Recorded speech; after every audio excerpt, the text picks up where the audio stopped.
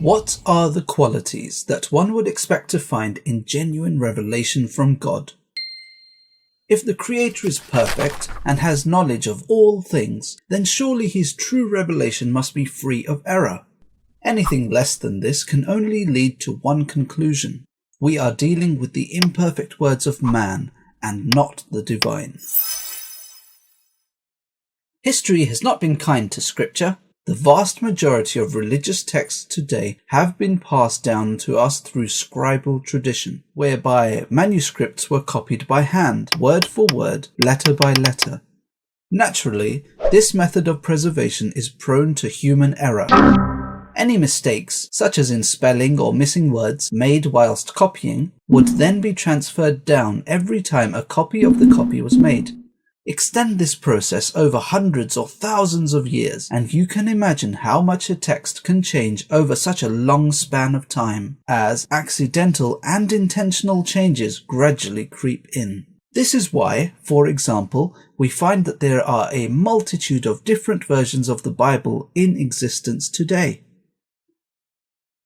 It's not possible to compare the modern text to the earliest copies, because they were written on fragile and perishable materials, such as papyrus.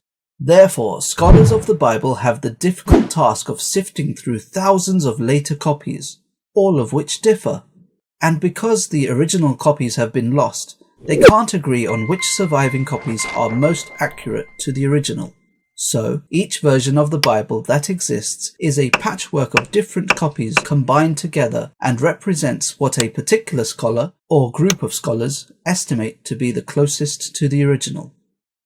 And so, for texts that have relied on preservation through manual copying, we can say that we have, at best, an estimate of the original words. We certainly cannot say that the text we have today is an accurate representation of the original. What about the Quran? The author of the Quran makes a bold claim. We have sent down the Quran ourselves, and we ourselves will guard it. God blessed his final revelation, the Quran, with something that was not bestowed on any of the prior scriptures. He promised to protect and preserve it from any corruption. Unlike other scriptures, the primary means of preserving the Quran has and always will be through memorization. And we have certainly made the Quran easy for remembrance, so is there any who will remember? Prophet Muhammad was tasked by God with memorizing, transmitting and explaining the verses of the Quran to the Muslims as they were revealed to him.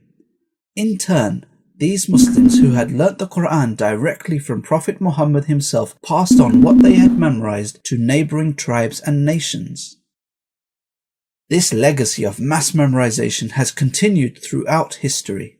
This oral tradition spanning nearly 1500 years has seen the Quran being passed down from teacher to student in an unbroken chain going all the way back to Prophet Muhammad himself. Today it is estimated there are many millions of Muslims of all cultures and various ages who have memorized the entire Quran from cover to cover in its original Arabic form. In fact, if every written copy of religious scripture in existence today were to be removed from the earth, it is the Quran alone that could be recreated perfectly and restored in written form once again. This, thanks to its mass memorization. The oral tradition of the Quran is a phenomenon unique to Islam. If millions of people who have memorized the Quran can trace their oral memorization down centuries of teachers and scholars, all the way back to the Prophet himself, who could doubt the authenticity of this oral tradition?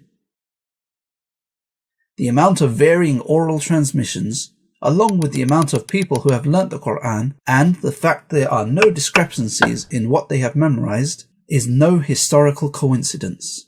The conclusion can only be that the Quran memorized today is the same as it was taught over 1400 years ago. There is no other rational explanation for this unique oral phenomenon.